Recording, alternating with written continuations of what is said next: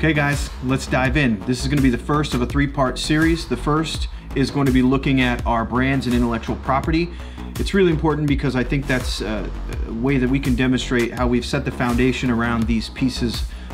And then the second phase of this is going to be looking at the services and the different revenue streams. And then lastly, we're going to look at corporate growth. So we'll take a look at how we're going to deploy a strategy that gets us back into compliance with the OTC and all the other things surrounding that, including a deep look at how all of these pieces fit together. So I've got some products here in front of me. I'm going to be holding them up and showing you, talking about the different intellectual property, the things that we have in our collective umbrella, and how we've utilized a lot of experience to develop these products out and why they're so important for our long-term strategy as a company. In fact, I would go as far as saying they're the bedrock of our company going forward. So I want to take a look at all of these things and give you guys a better understanding of what we have to provide to the market and who we are as a company. So let's get started.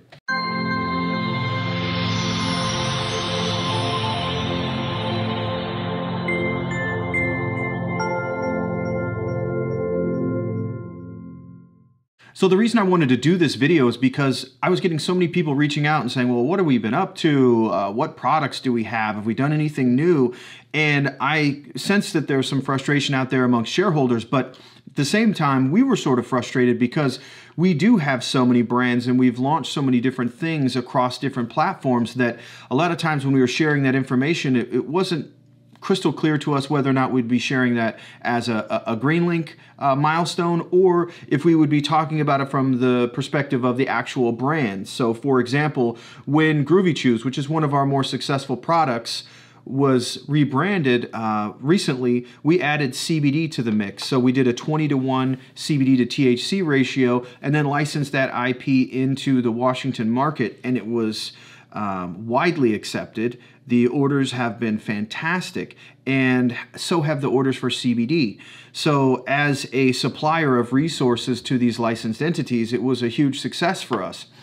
We felt like that information was made known to the collective group of shareholders and really anyone for that matter, because we were on the social media accounts for Groovy Chews, teasing out this new product, posting pictures of it, talking about it, and of course, getting testimonials from users and consumers and trying to share that information in the stories. And we realize when we share stuff on stories, it's only there for a brief period of time. So in an effort to kind of collect all of this information and make life a little easier for ourselves and for you as a shareholder to kind of track the progress of the company, we will be utilizing one kind of centralized hub for the information, probably Instagram, where we will reshare and make available the different information from the different brands and services that we provide, because I think it's only fair to assume that someone in Canada may not be tracking the Groovy Chews Instagram channel or the Jamrock Instagram feed or Rocket Cones, and the list goes on and on and on. So in order for us to kind of collectively share that information and have one, let's call it a stream of consciousness for our shareholders,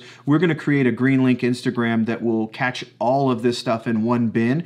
And you don't have to track every move. Some of you don't care to do that, but some of you probably would like to see the forward progress as it moves forward. So taking a look at all of this, I want to continue to dig into the brands and show you a few things that we've been developing and what's coming next and how we're going to incorporate that into the bigger picture.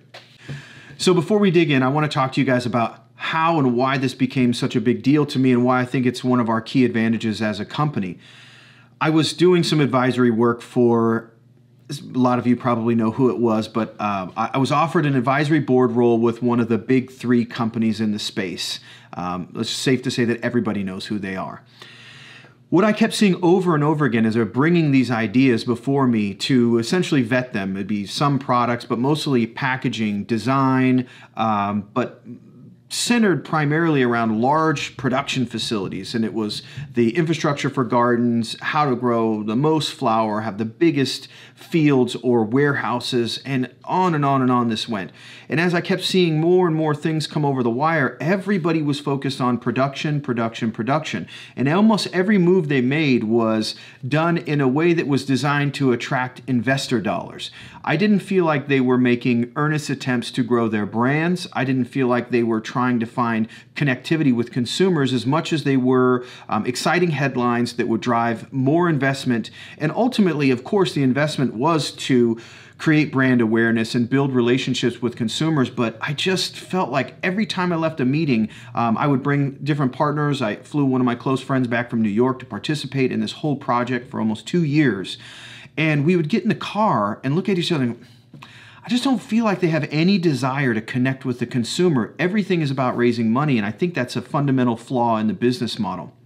And what we've seen is that play out over and over again, particularly throughout Canada, where everything was about how big is the grow, how much production do you have, and they were placing dollar amounts on that. And it just seemed like I'd already been through that exercise. I had retail stores, as all of you know, in the late 2000s and up until about 2016, I was running medical shops, and very, very successful medical shops. We were rated 4.9 out of 5 with over 300 reviews on Leafly. We were just widely accepted as one of the best retail stores you could find, both our Seattle and Issaquah locations. But over the course of the first couple of years, edibles were not a big thing for us. The brands weren't all that important. Having access to flower was. It was brand new. It was very exciting for everyone. So we were able to kind of build out a really successful store on flower. But then we kind of flatlined. The other thing I noticed was these growers that were coming in, they would have bad batches that would be renamed as a different strain, or they would be interested in seeing if anyone was willing to wholesale it in bulk because they didn't want to diminish their brand.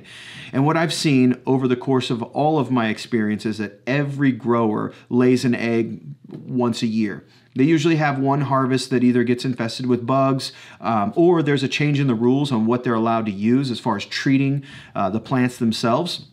And they've got to harvest and then wholesale the product off. And we kind of became poachers in that market because what we were doing was buying that stuff at a discount and then extracting it. So anything that was not right with the flower never really translated to our products because our extraction methods worked around any of those issues. Nothing passed through into the finished product. And we found that the profit margins were great on the edible side, but the consumers weren't really buying very many of them. So as an experiment, and I think what really makes me someone who's unique in the space is I began collecting that data and looking at our average daily transactions and trying to figure out, well, people are not going to consume more flower just because I want them to. They kind of know what their consumption rates are. But edibles are relatively new to them. So it felt like flower was low-hanging fruit, and that's what everyone was focused on. So in 2009, I formed Sweet Nirvana Bakery, and we started making edible products.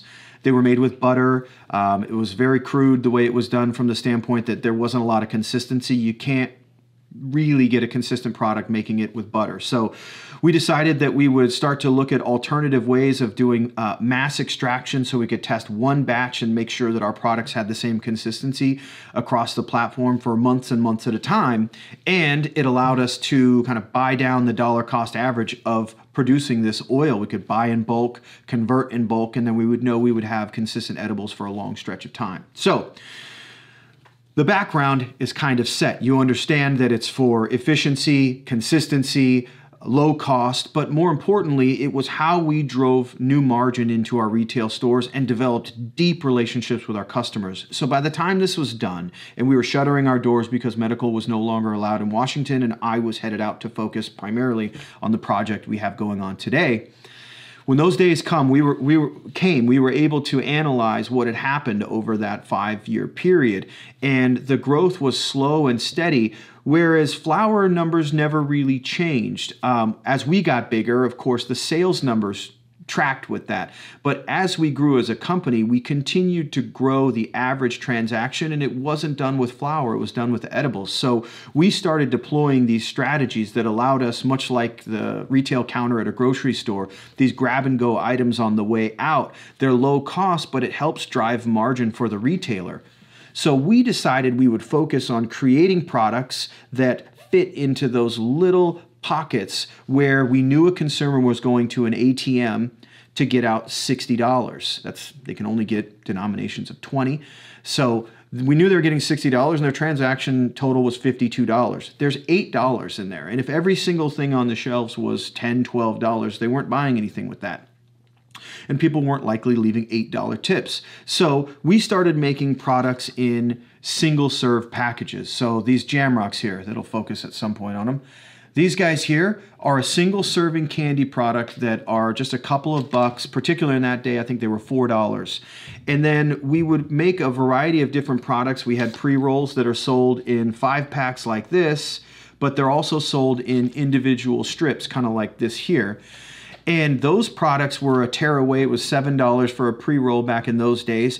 And we found that the average person, based on the average transaction, usually had between $7 and $9 coming back to them. So we made products that targeted that $7 to $9.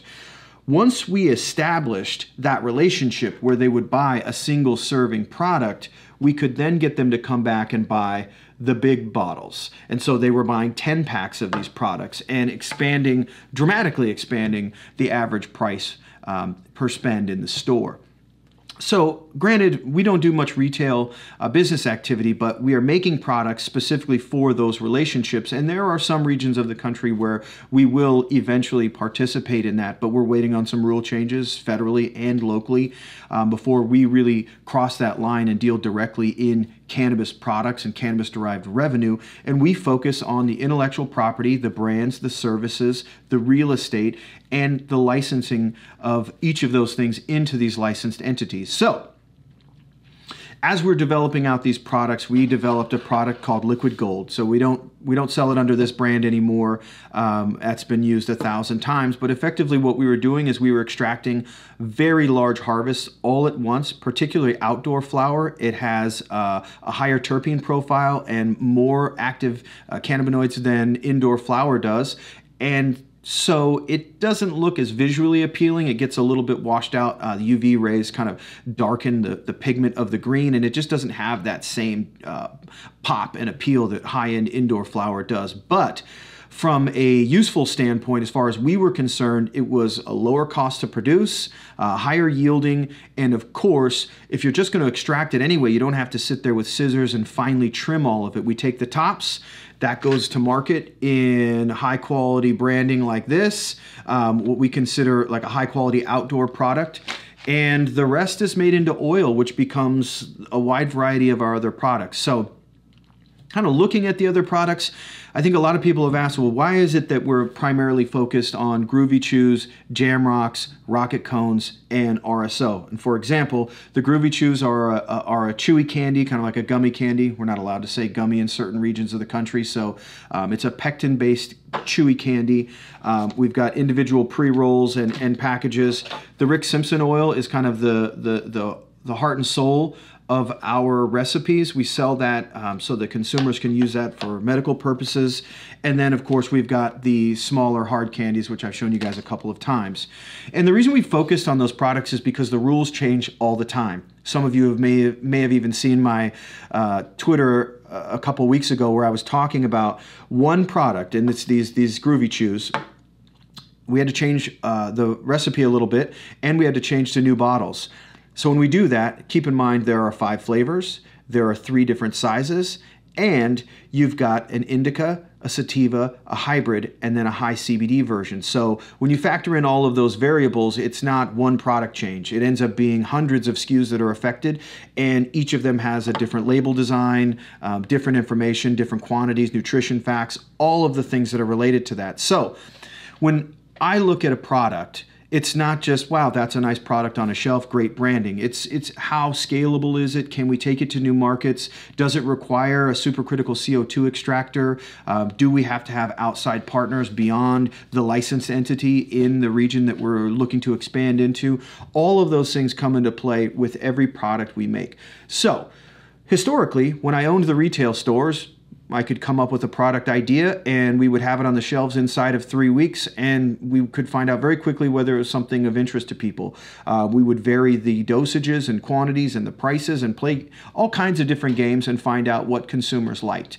And after doing all of that and then going and experiencing some of these large companies who were literally just guessing at what consumers wanted, or even more dangerous was relying on a lot of these marketing companies to give them the data. I can't tell you how many times I went into these marketing companies. I'm not going to say their names specifically. I'm going to talk about some that I really liked, but a couple of them, they sat down and said, "Oh, these are all wrong. The price of a pre-roll right now is like $25. Nobody wants to buy a $25 pre-roll in a bag like this or in one of these tearaway cardboard packs. You've totally missed the market."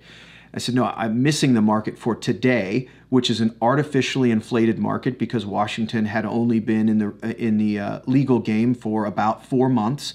We were one of the first people to come to market with product, and yes, the prices were sky high. If they were still drawing the kind of prices that we were getting in the early days of the market, I don't know that you'd even know who I am because we were making so much profit at those price points. It was hard to imagine ever needing to pivot. But I just kept telling them that what we're seeing today is artificial. It's going to commoditize. It's going to come down. There's going to be large grows, ours included, at the end of the year where we will be harvesting thousands of pounds and our profit margins at the price point we were at were strong. And so I kept getting that's not the right consumer. There aren't people out there looking for $5, $10 pre-rolls. They're just going to the black market for that. And I just thought, that's short game, short game, short game. And I've been in this long enough to watch the trends and see what's happening that I think what happened in those 4 or 5 years, I guess it's closer to 6 years on the retail side for me in the medical market, I was just going to see that play out in a much shortened period of time in the recreational market. So we knew Washington was going to be the most strict. They've proven to be. And it seemed like if we could figure out how to crack that nut, we could really do it anywhere. So we are now the fruits of all of that labor and seeing what has to happen to these brands, what has to happen to the packaging as the rules evolve and normalcy starts to come about through the industry. We can take a good hard look at the overall value of flower and how or whether or not it impacts our products at all. We're far more elastic to price in the edible market than we are in flower. That's a fact. For reasons I mentioned earlier, as it relates to failures in the garden, which just happens. You also got outdoor crops, which may have really great seasons in some years and have pretty terrible seasons in others, depending on the weather. So all of those things play a role in this. But to be honest with you, for the business model that we've put in place, failures on the part of gardens, let's just, in Canada, if Tilray was to have a horrible quarter, which has happened. I'm talking about growing here, not in their financials, but if they were to have a horrible quarter of growing, they're not likely to just strip down their brands and sell everything 30% less. They're more likely to wholesale that out the back door to another producer processor who would make secondary products out of it. And I'm not knocking them specifically. It happens to every grow, but it's just a name that people know. Canopy, Aurora, MedMen, all these guys. So everyone has problems in their garden from time to time. But that actually plays into our hands as a company that either manufactures edibles or licenses with licensed partners to do so. It's just a great spot for us to be in. So as we look at the different areas of business that we think are going to grow exponentially, edibles is the category. Now, there's always going to be a place for flower, and we participate in that game as well, but we do it with limitations. And our primary focus is building long-lasting brands. And the one thing that when we ask those 300 people, it's really hard to get people to review your stores, by the way. If they're angry, they'll go say whatever they want about your products or your store. But if they really enjoyed the experience, it's hard to get that information. So we made an effort for a couple of years to reach out to every person who had written a review and ask them what it was about us that they liked and why they seemed to feel so strongly about our store. And it was because they didn't feel like we were just selling them products. We were actually giving them advice on how to control their experience, and the products we were providing them had really high value because they were consistent. Think about that though. My motivation was to drive the average price per visit up. And I did so by selling them products, exactly what they claimed we weren't doing. The reason it worked is because we were selling them a good product, and it was something that we were doing consistently and working very, very hard to be out ahead of our competition with. And that is my point with what GreenLink is today and why our brands are different. I don't think the industry has matured at a national, even a global level, to where we can really start to hone in on the differences between our products and our competitive products, because we're still at this point where everything's overwhelming. The customers are new, the stores are new, the experience is new, the bud tenders. We're just now in Washington, after all these years, getting to a point where there's adequate staff at each of these stores that actually know a lot about cannabis.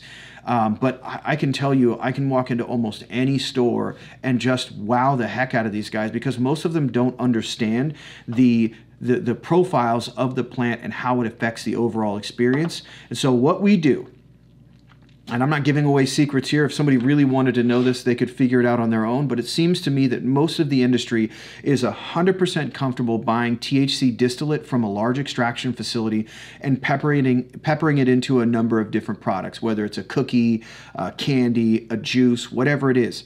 The problem with that is it does not have any of the other terpenes and none of the other things that are found, think of them as essential oils in the cannabis plant, that actually affect the customer's experience. So you may get this really strong onset from THC, but the crash is also really strong. And it's the other terpenes that are found in the plant that help control that experience, how long and how strong. We call that the intensity and duration. And so we created all these models where we would track all of this stuff. And over the course of the years, it used to be guess and check. And now we have the technology and the extraction methods to actually identify each one of these individual compounds. So what we will do, for example, out at Big Ridge, our partners there will harvest thousands of pounds of material. Some of it will be destined to go to market, most of it hopefully under our house brand. Get in there. There we go. Our house brand that we license into them in our packaging, which we also sell to them. And that leads to revenue dollars for us as a company. But the secondary material that gets blasted, that's a term for extracted into oils, is done very specifically to be converted into Rick Simpson oil. Rick Simpson oil is a broad spectrum extraction, so you get all of the profile pulled into that oil. And what happens then is, just imagine a pickup truck worth of cannabis being converted into oil. So let's call that like a gallon or two of oil.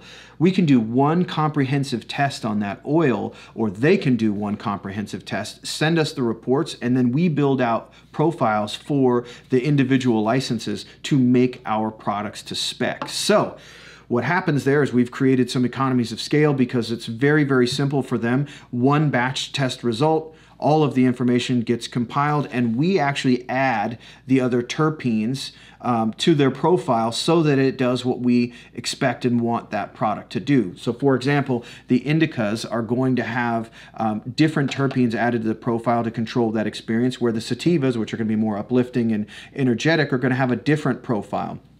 But either way, we also create the middle ground. So we kind of have best of all three worlds taken care of there.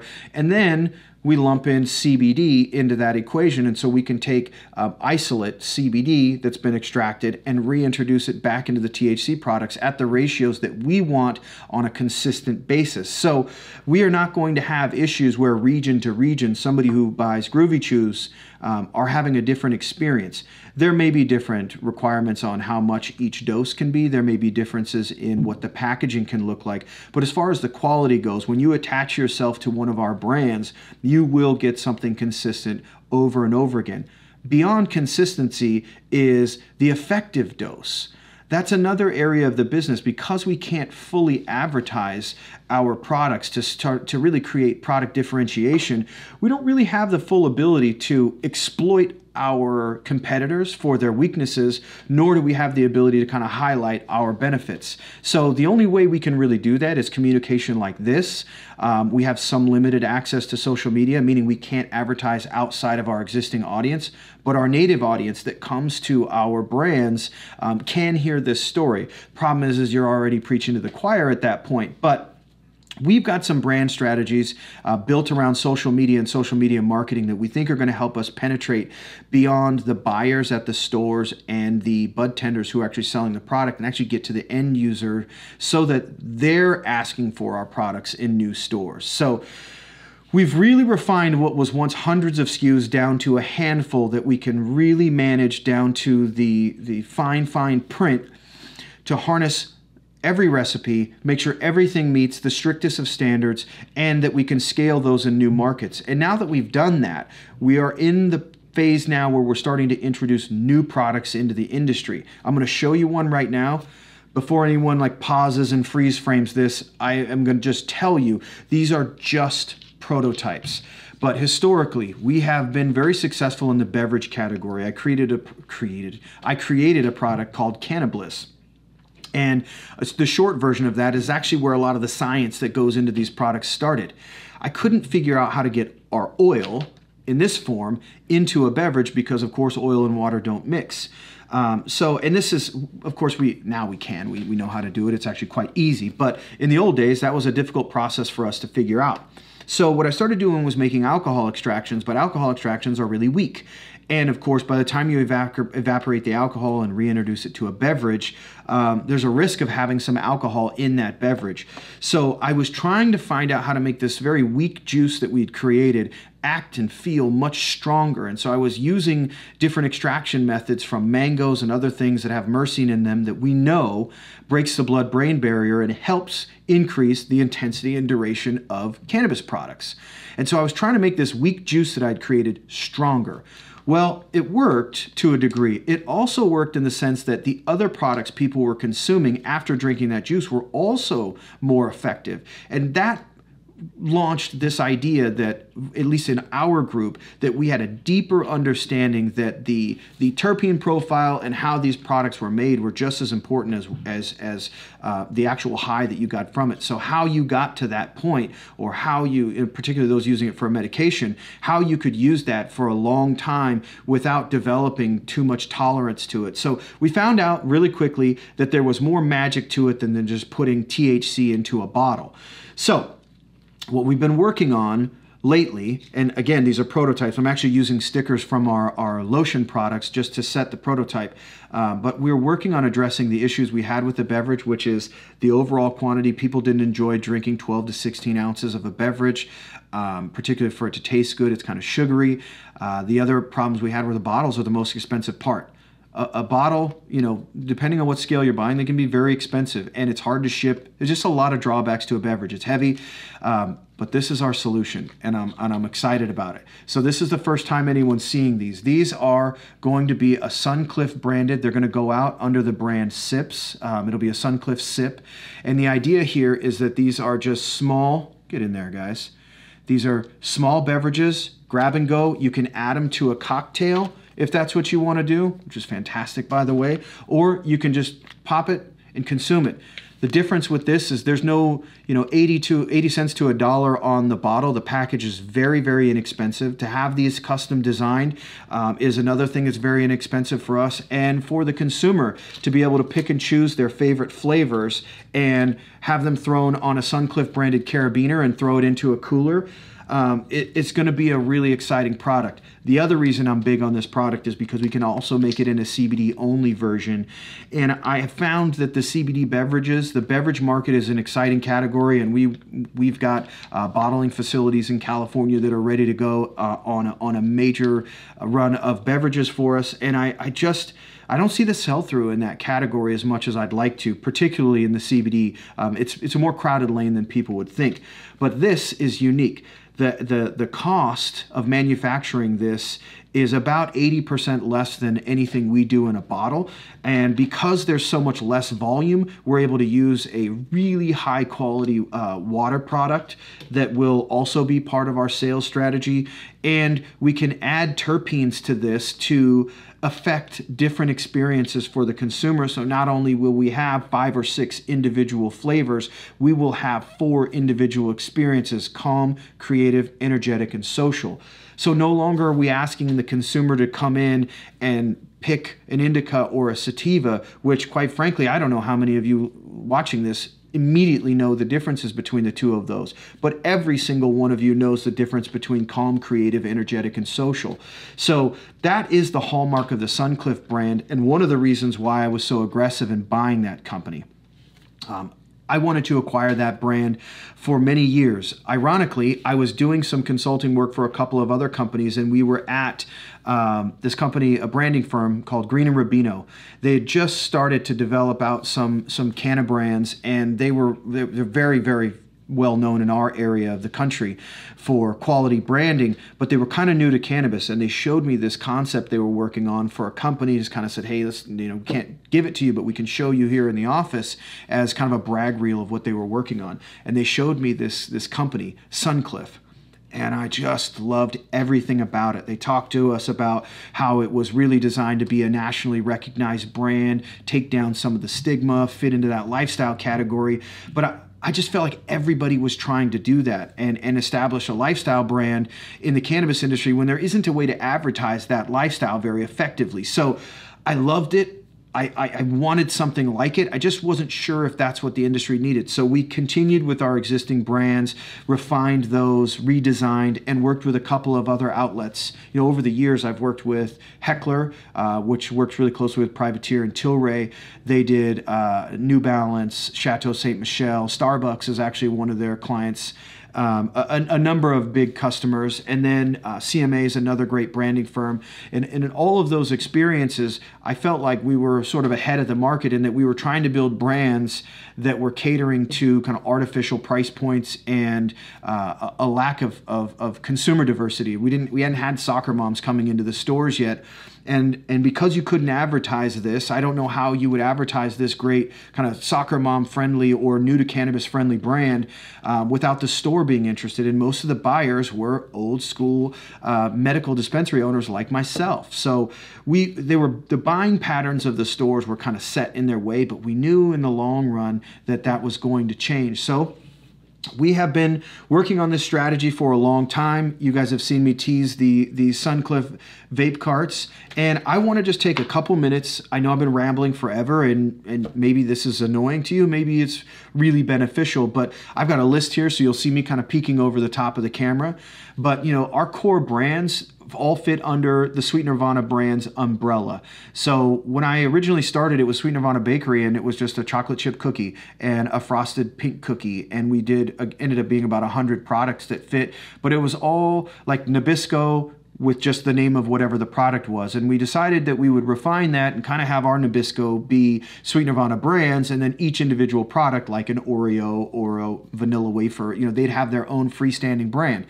Which is what makes it hard to tell the story from the top, because, of course, when you've got that many brands and that many different things going on, they have to have their own independent channels of marketing and advertising. So it's hard to point everyone's attention at the right brands and at the right products, particularly when there's a new development. So just really quickly, of course, we've got Suncliff, and that includes their vaporizer cartridges, their high-quality flower.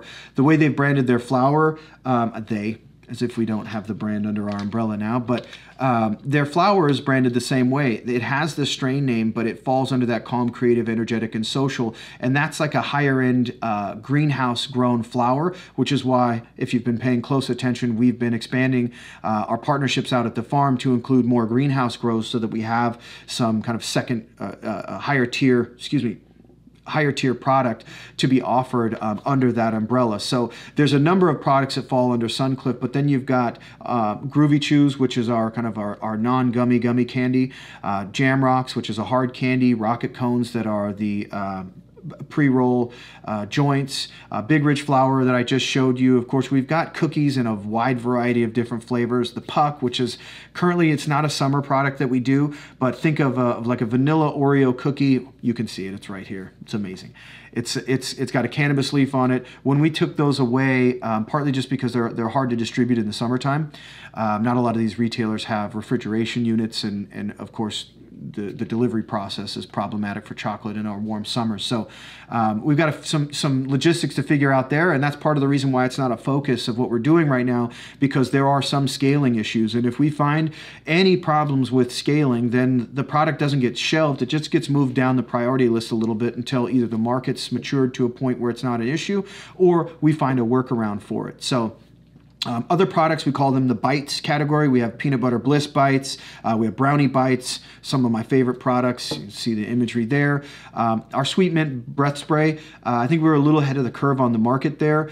Micro dosing has become really, really popular, which is just a small dose or a single spritz of like a breath spray would get you just a couple milligrams. And as opposed to being, let's just say, being very, very stoned for, you know, a couple of hours, you would have this steady, consistent microdose, which is great for dealing with migraines or aches and pains and things like that. So I think the sweet mint breath spray will make a return at some point in the near future. Let me see the rest. Vape pens. I don't think any of you have seen our Firebird vaporizers. It was big in the medical category. There are some taxation issues that make it really difficult to sell a high-end vape product with cannabis already in it, because the vape pen also gets taxed at the same rate that the cannabis does. So you end up with a $300 item that should otherwise only be selling for $99. So there are other markets that will see those products and will bring back. I think we made, in my opinion, the highest quality vaporizer that I had ever seen, and this dates back quite a few years. And just the overall packaging and branding, it felt like a top shelf product, and it pairs up well with Suncliff, because I think Suncliff is a more friendly lifestyle brand, and Firebird is a more in-your-face, let's get it done type of vaporizer product. So we also have our disposable vape pens.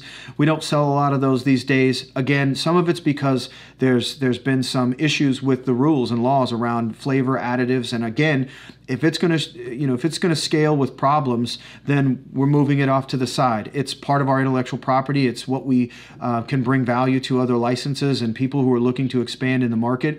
We could certainly relaunch those brands or take them to new regions, but it's important that, to me, that you guys know what Tasty Toke is. And there's actually a really cool little promo video. Hopefully I've got it queued up so I can show it to you right now.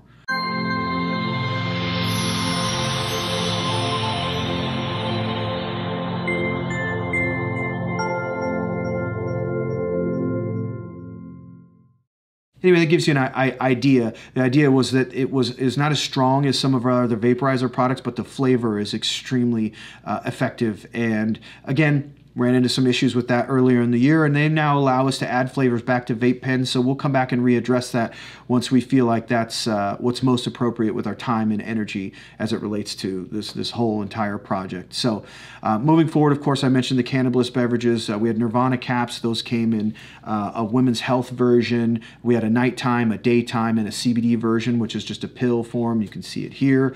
Rebel rosin. We actually have a lot of experience making rosin. That's where you have no chemical added whatsoever to the flower. It gets put into a rosin press, smashed with about 20 tons of pressure, and the results of that are a really, really concentrated oil that comes off the plant. The price points in Washington don't really make sense to make a lot of rosin. Neither does it in Colorado. There's some companies that have made a go at it, but it's something that we've got a lot of intellectual property, and we've got some brands built around it. Our Rebel rosin was a big hit. Again, just didn't scale well. And then Nirvana nectar, which is just think of that as like a tincture. We don't actually sell that product in Washington. I'll go back and readdress that because it's one of my favorite brands. And it was a product that sold well in the medical industry. It's great for adding to smoothies and things like that. So we'll come back and readdress that. But again, we've really harnessed our focus down onto a few of our core brands. We're getting all of the packaging is actually being redone on everything. And the reason I keep harping on that is because it's really important to us that we control the packaging and the ingredients as much as we can, because most of these regions have restrictions on how much we can charge as far as a licensing or a royalty fee to the companies that are taking these products to market. That's important because we have certain distance we have to keep from the cannabis plant itself and the finished product and the sale of those products, but so do the licenses that we're working with. So my job is actually made exponentially more difficult from time to time because those rules change, and I have to figure out how we navigate those relationships and do so without losing any of our market share or any of the marketing programs that we put in place. They don't lose footing. So it can be very challenging at times. And if you see quiet periods from us, that's usually what I'm doing, is making sure that everyone is still in compliance and that we can continue to grow these brands and ultimately expand on our revenue streams. So I'm going to use Groovy Chews as the example today. It's one of my favorite products, and it's a pectin-based candy.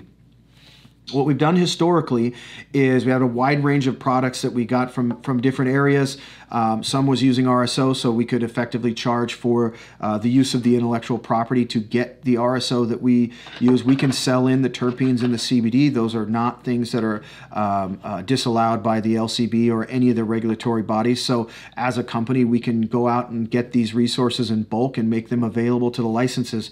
But for example, say you've got a 5 or 10% cap on your licensing fee that you can charge.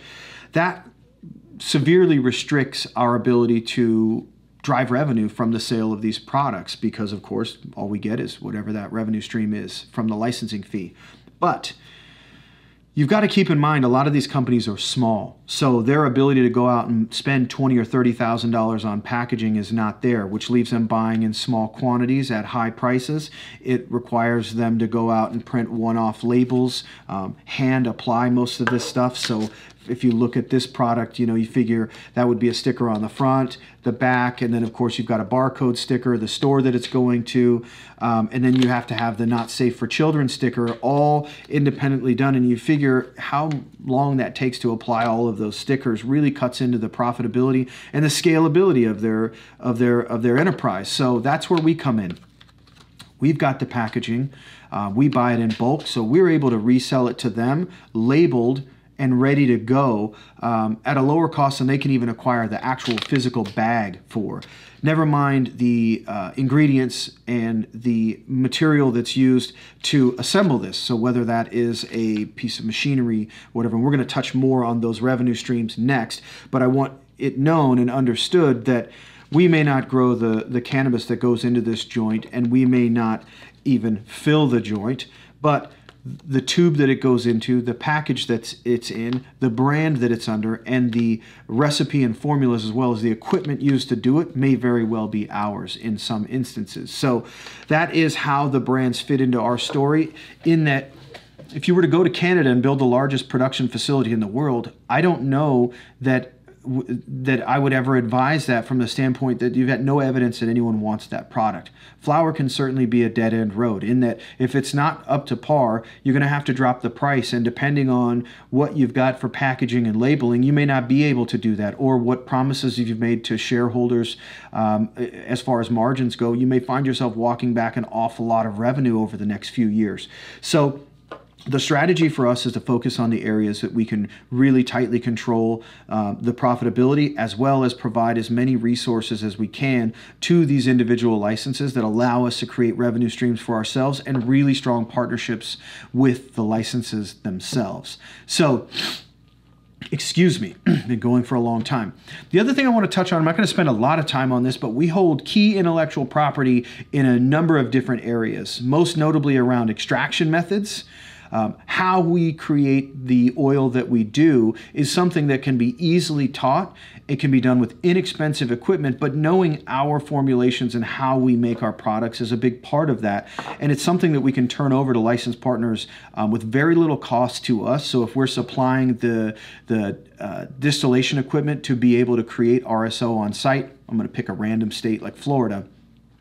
If we were to scale there, most of these companies are looking at our competitors and they want them to buy a supercritical extractor for $150,000, $200,000, or look at different ethanol extractors, a number of different things. And here we come in and say, listen, we're going to use organic ethanol, and we're using pretty basic distillery equipment to do this, but at the end of the day, using our methods, you're going to end up with a high quality full spectrum oil that already has a lot of those terpenes and cannabinoids in the finished material, and then you're going to utilize our terpenes and essential oils to customize each of those blends based on the formulas we provide to you, and then you're going to buy the packaging, the supplies, and all of the resources needed outside of the cannabis to make that product at a price point that's probably more favorable to you than doing it on your own, and it still leaves room for margin for us. So when you factor that in along with the real estate and all of the other intellectual property we have as it relates to gardening, nutrient creation,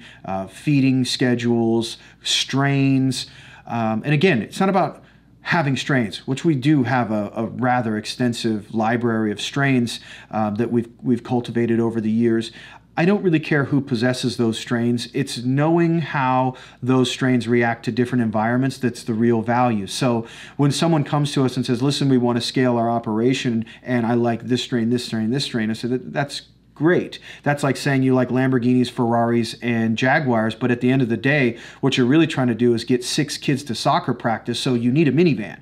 So our ability to identify what the goal is for the finished product, identify the market price and what it's likely to be because we just have a ton of experience, and how that price elasticity affects your profitability and scalability, that's our specialty. So I think I'm as well versed in this practice as anyone I've ever met. And I still face challenges in this area. Everybody has misses. We all go through it. But I sit with a lot of intelligent people. I get to work with a lot of different marketing firms. I still have friends working in these firms calling saying, hey, so-and-so came in, they're working on a product. I'm not divulging anything, but what would you do in this category? And every single time, I get a huge thank you. I can't tell you how much it's helped my business to have access to you. And all I'm really doing is kind of giving them the bits. I consider that the coins that are falling out of our pockets. It's not stuff that I think highly proprietary. But again, my experience tells me that the market is still basically just trying to pull in as many big headlines as they can for as much investment as they can possibly get, while we're out here building real brands that people love. We're figuring out how to market these things through social media, build an infrastructure that's going to support us long term, and heaven forbid, and I think that day is coming, where there's a federal rescheduling and we can actually acquire these licenses and take over a lot of the manufacturing and distribution. You're going to see these revenue streams go from a portion of sales to possibly the entire sale.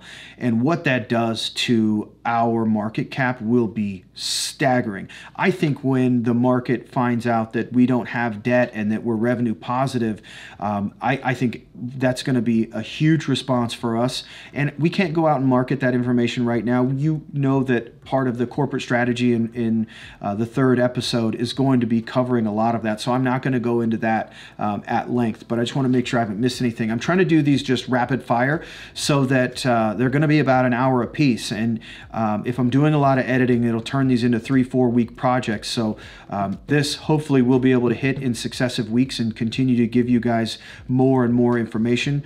I'm going to take a quick look, make sure I haven't missed anything. I want to touch on this very briefly because it's the thing that's got me the most excited. I touched on intellectual property and brands as it relates mostly to the THC industry, but I think our biggest area of advantage is a deep understanding of how these terpenes, cannabinoids, and other applications of the cannabis plant can be converted to the textile industry and the medical industry. And I think in the next year or two, we are going to see some breakthroughs on that category, and I fully expect that it's our company that's leading the charge on a lot of that. And I'm going to stop on that subject right there and just kind of let that marinate. But it's something that we are taking very, very seriously, and it's getting a lot of our time and energy right now. And I hope to be able to share the fruits of that labor with you guys over the next year or two. But it's definitely some cutting edge stuff, and it's something that I think has possibilities of being a real game changer. So we're going to continue to focus on those areas as well as the brands and develop our intellectual property. And I look forward to sharing the journey with you guys. I appreciate you. I'm glad we were able to have this conversation. I look forward to talking about the different services and the revenue streams. A lot of what we talked about today has set the foundation for us to have that conversation. So as you begin to understand how we take these brands and leverage... I lost my candies. It's my birthday today, so I'm going to be eating some of these. But we're going to leverage these things in a way that drives revenue for the foreseeable future and allows us to participate in regions of the country and regions of the world that we might otherwise not be allowed to participate in. So very excited about the future, still absolutely engaged with this project.